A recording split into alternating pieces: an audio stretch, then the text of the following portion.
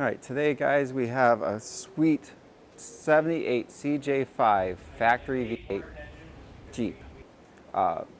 This is owned by a customer named Ryan, and he found it wherever it sat in a slumber in a barn for many, many years, and it was relatively untouched. It has a slight lift kit in it, but other than that, it's pretty much left alone, and that's so seldomly found anymore. The body was obviously from northeastern Ohio area, kind of rusty, which is why you see a Jeep I like to call Jeep in black. It's all aftermarket sheet metal, and one of the things today in this video we'll talk about this body and what I've gone through to change it and that sort of thing. Up in front of me here is a bunch of products that are bought and ready to go onto this project as we work through it. And we have Kentrol, Crown, Holley Sniper, painless wiring, Rusty's Off-Road, Speed Hut gauges, retro sound radio, and Stronghold shift boots. There are more, but these are some of the big, really high quality parts that we and the owner have picked out for this build.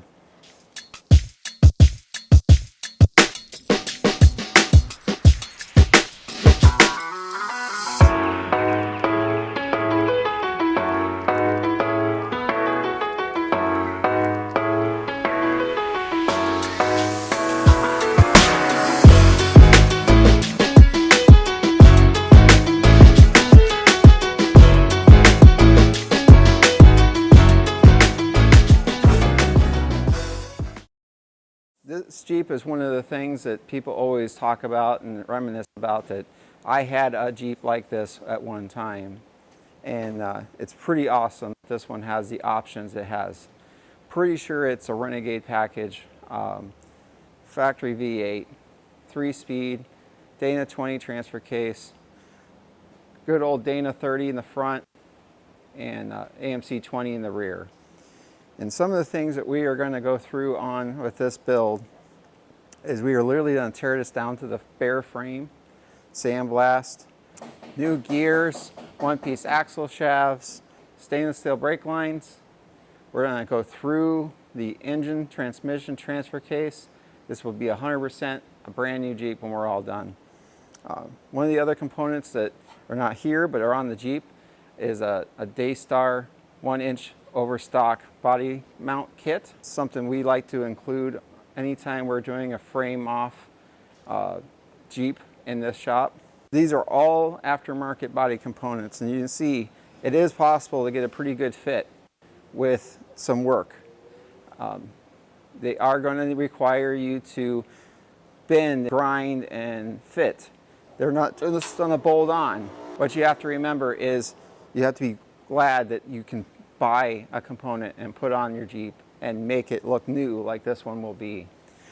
This one is actually going to be full painted, a really very correct OE green paint, and the owner is very excited about that as well.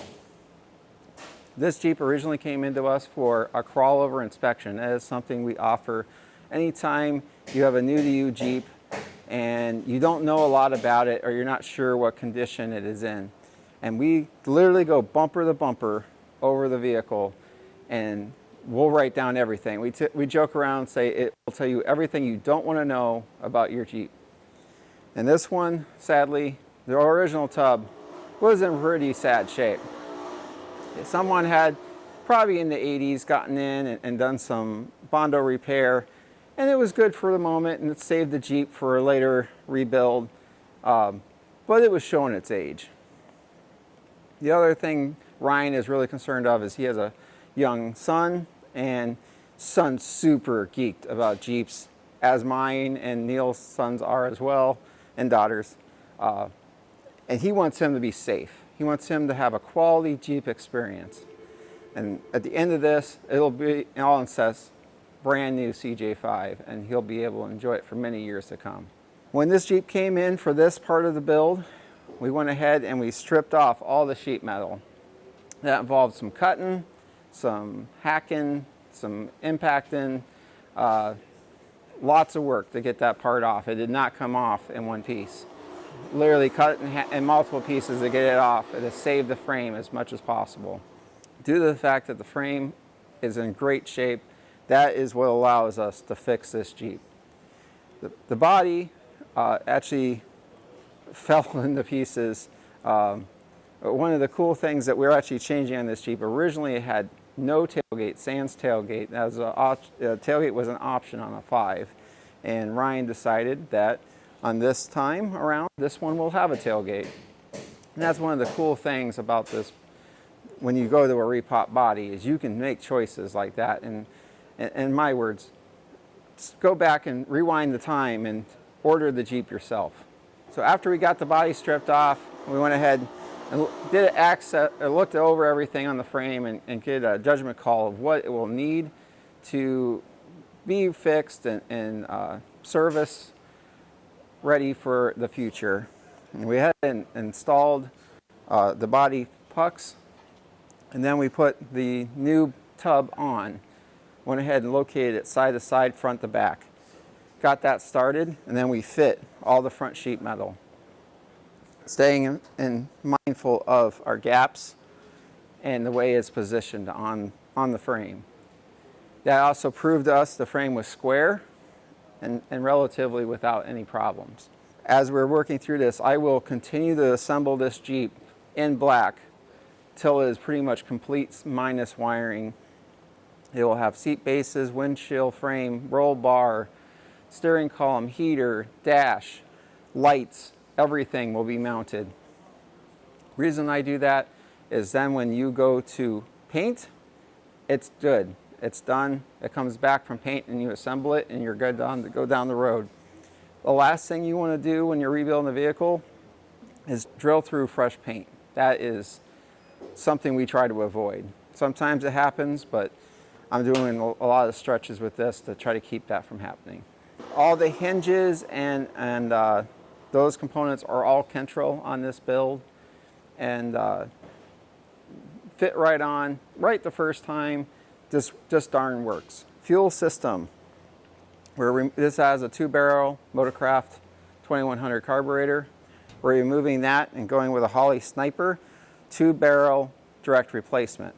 The other thing we're doing is removing the stock distributor, and we are going with a Hyperspark Sniper distributor. It's a billet piece, really high quality, good cap, stainless terminals, drops right in place. Brand new spark plug wires, and you're ready to hit the road. The retro sound radio. One of the coolest things about classic cars is now today you can buy a stereo that fits in your dash, no cutting, and it gives you so much connectivity that these vehicles never even thought was a possibility. You still are limited to the dimensions of the original radio, and it has knobs, but you can connect your phone, high quality sound. It just makes it that much more enjoyable. Rusty Off-Road still makes awesome components for CJs. Then we have their rear bumper for this build. Stronghold Shift Boots is a small company that makes high quality leather shift boots for CJs, and I'm excited to have them as part of this build. Crown, a lot of people can talk bad on Omex and Crown, but the fact that you can go on, order a part brand new, headlight bezels, lights, fender flares, glove box compartment, pull cables, all those kind of things, just at the click of the button, and they're reasonably priced. You have to stop and be thankful for that. There's not enough NOS parts in the world to rebuild every CJ that's getting rebuilt. Painless harnesses. In my experience, I've used a lot of different harnesses in my world and building vehicles. And why I like painless harnesses for these builds is they have two different ones. They have one for an aftermarket style build with a custom engine driveline, and we have this one, which is made specifically for a OE style build. With that said, they have a ground wire circuit through the entire harness. So your horn has a ground in the harness. Your dash has a separate ground. All that tail lights, lights make such a big difference on a vehicle that is painted and cleaned and protected from the elements to get a good serviceability out of your electrical system. Same time, their instruction booklet is literally a ½ inch thick, and they teach you every step of the way. They don't cut corners. They really try hard to assist you through the process. It has connectors. It has dielectric grease, everything you can imagine, spare fuses, screws. That's the difference between a $100 harness off Amazon and something like this that's proudly made here and thought out well. Not only that, you do have a problem, you call them up, they assist you with it, and they help you out. This is one of many I've installed on these, and will continue to do so in the future. So after this tub was actually fixed by Toledo Overland in Toledo, Ohio, Willie's Overland in Toledo, Ohio, and one of the services they offer is to bedline the interior and bottom of the tub, which Ryan elected to do. Really good quality stuff. They go in and they make sure all the holes for the firewall are there and in the proper locations. They ensure the body mount spots are there and in the proper locations. There's a lot of work that was done there. Most bodies are all made in one spot. It's after that that makes the difference. Our front sheet metal is all an aftermarket, separate brand. Some of it you can get through Crown, obviously some other metal suppliers. And really, for all intents and purposes, they're pretty darn good quality. They are going to be goalposts. What that means is Jeep changed a lot of things over the years. Beads were moved, tabs were added or moved, those kind of scenarios. And they, as a manufacturer, have to pick a timeline and stick with it. And it's up to us, the builders, to then make them work with our products. With that said, it's not that bad. It can be easily done with some patience and some tools. As you can see, relatively, it fits right on. It functions with just a little bit of work. And when this Jeep's all painted, you won't be able to tell. He also went with, chose to have the Jeep name embossed on the side of the tub. That is something else they also offer, and just makes it look correct when you're all said and done. When this Jeep was new, it was painted a really cool, like chocolate brown, and he actually Ryan has chosen to go from that color to a really nice factory option green paint. And I believe we're also going with Phoenix Graphics Renegade stickers and decals for the hood, again, to make it have that OE look. This will be a Resto-Mod. It will have wide track axles when we are done. Right now it's on narrow tracks. We will have the fuel injection. We're not looking for a bolt by bolt 100% concourse restoration. We are doing a Resto-Mod. With that said, we are really paying attention to traditional style modifications with a little bit of new thrown in. We are going to retain the lift kit that it currently has. It's in really good shape. We are putting a whole new power steering setup on it from Crown, box, pump, lines. It's one of the cool things. You can buy a brand new box from Crown. No rebuilds, no problems. Put it on, good to go. Another component that Rusty's makes is they have a reinforcement replacement bracket for the CJs.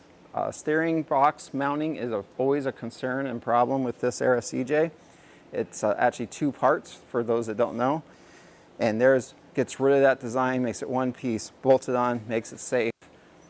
Real good piece. We are going to go with a Kentrol front bumper, but they actually offer two different sizes. One that's longer, one that's shorter. It's a stubby. We're going to go with the stubby on this build. It will have brand new Crown bezels and lights here. We have an aftermarket aluminum radiator. It actually was on the Jeep when it came in. One of the things they did do through this was they updated the fuel system a little bit and the radiator to allow him to drive it a little bit before we tore it apart. Another thing, it's really a big thing, me and Ryan are actually talking about this today, is factory wiring, mice, age, modifications. It's a big deal, guys. When you go to buy a vehicle, you gotta look it over. So in here, you can see the bed liner goes all the way up underneath the dash. These are the original pedals. I had to make this hole here, relatively otherwise, molded in place. Another piece that Willys Overland adds is a tab for your e-brake.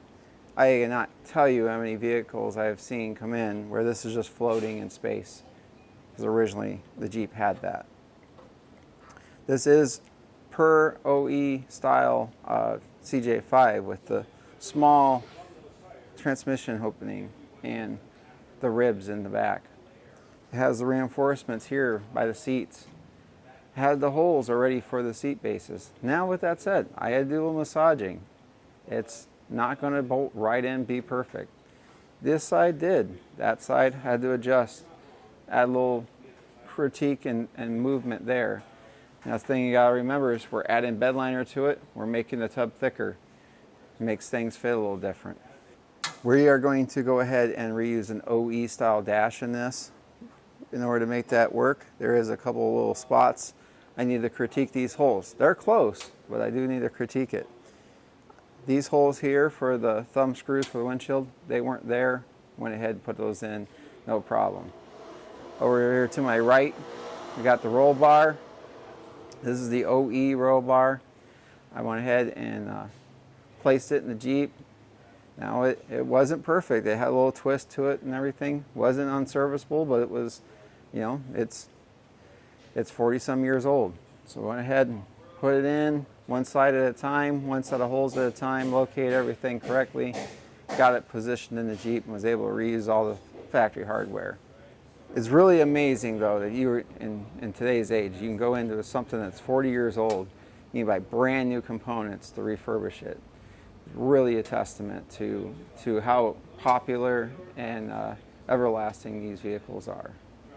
As we go through this process, as things come back off, all this will get cleaned up, painted, put back on appropriately, including the seat bases, the pedals, e-brake, all that kind of stuff.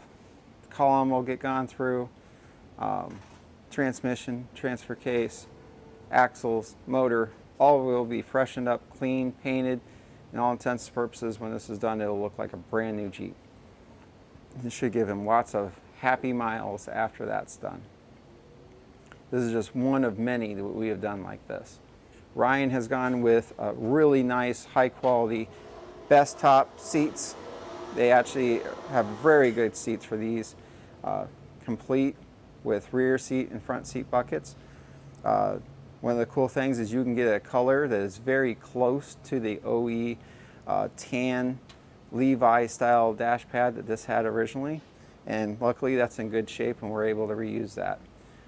As any CJ owner knows, those pads are very hard to find. We're not going to have any kind of carpet or any of that in there. It's just going to be the bed liner. As it gets dirty, you can hose it out. Water can run out the holes. Just makes it more useful. Great for those little trail bumps through the Jeep vents, and those once in a while the ice cream cone falls down. So one of the things we did on this is we went ahead and we installed the factory roll bar. We had to drill all the holes for that. Willys Overland does a great job of making holes for the heater and the steering column and that kind of thing, but doesn't have the holes for the roll bar. And people, when they're working on their vehicle, they just think, you know, just gonna put the roll bar in. Take a half an hour, right? Not the right way, sadly. I had this roll bar in and out of the Jeep 6 times. I had to locate the holes going down first, and then the holes through the side second. Then there's reinforcement plates that go underneath. I had to locate the holes for that. And the crazy part is, after I got this side done, I had to go over there, start all over again. And due to size restraints of the bar, I couldn't just drill with the bar in. I had to mark holes, take it out, put it back in. And we were trying to make this process as painless as possible. We literally went to the extent of making wooden templates. Thought, you know, no big deal. Make a template, put on the bar, mark our holes, drill them out, put them in the tub. Good to go, right? Sadly, didn't even work that way. Found it was just easiest and best to let it roll with using it off the bar. And every time I got done marking a hole and needed to drill it, bar had to move. So I got a lot of time in just that. Another thing that differentiates between this and an OE tub is stock. All these holes are threaded. You have nuts or some sort of threaded part on the body. And then there's usually studs here for the steering column. This comes with none of that, including with the fenders. Now some places you can simply add a nut, move on with life, not a big deal. Some things like this spot specifically here where the thumb screw goes, that's not that easy. You're not wanting to go up behind your dash every time you want to take your windshield down. So we're actually going to use a thread insert. It's a special tool, put it in, it works like a rivet.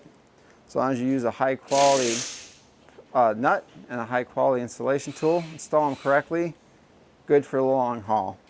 And we'll go ahead and we'll do all these holes except for these two here so that the dash will bolt on the way it's supposed to be. On the fenders, we will just go ahead and utilize some nuts because one and done. Put it on, you're not taking it back off every 5 minutes. Dash, for later accessibility, just makes it easier.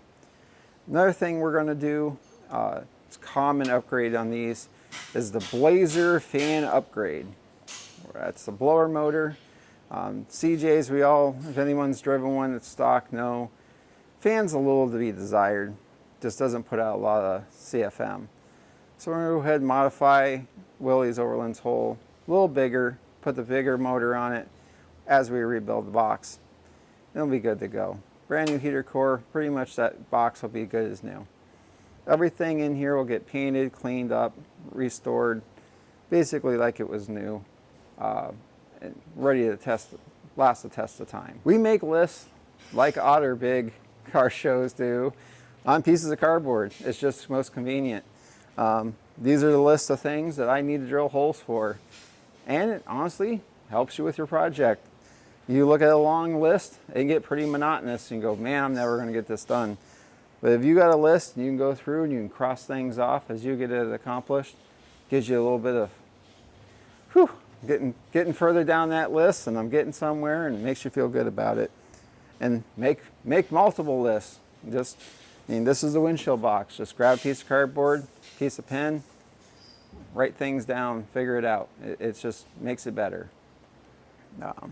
So you see, I've already got dash pad holes made. We went to an OE style dash. I didn't have to worry about drilling those holes. Same way with the grab handle. I got to locate the rear seat. Got to locate the defroster duct. Does the heater even fit? Got to find that out. This Jeep, early model CJs, actually had an exterior side marker light on the side of the tub. Talked to the owner. He wants to go with those. So got to make those holes. We are actually going to make a custom CJ7 style tire carrier for this. You have to watch that in some future episodes. That's going to be quite the process. We're adding fender flares since this is going to be, in all intents and purposes, become a wide track Jeep. We're adding door hinges on the bottom, so if he ever desires to run a soft door, he can. We're going to drill holes for the fuel filler cup where your filler goes. Shifter plate. Got to drill all those holes, make the plate fit. And our tire stop for that tire carrier. You know, those things, you just keep working forward, pick a small spot on your project, concentrate on that till it's done, and then just keep moving forward. Don't go look at the big picture, focus on small goals. As you work through those goals, you just feels better about the process, and next thing you know, you're driving a done Jeep.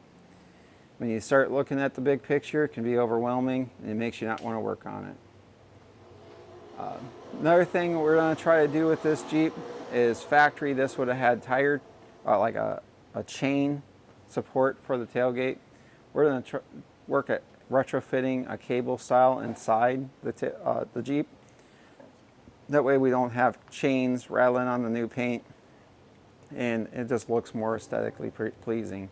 We're not there yet. That's just kind of in the brain bank right now.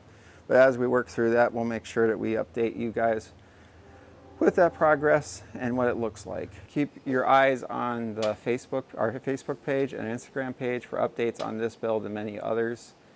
As we progress through this build, we will continue to update you with process. And as we make milestones, you'll be first to see them. Thanks for watching. Like, comment, and subscribe. Ring that bell so you'll be notified for this build and many others that we work on in the shop and Jeep on.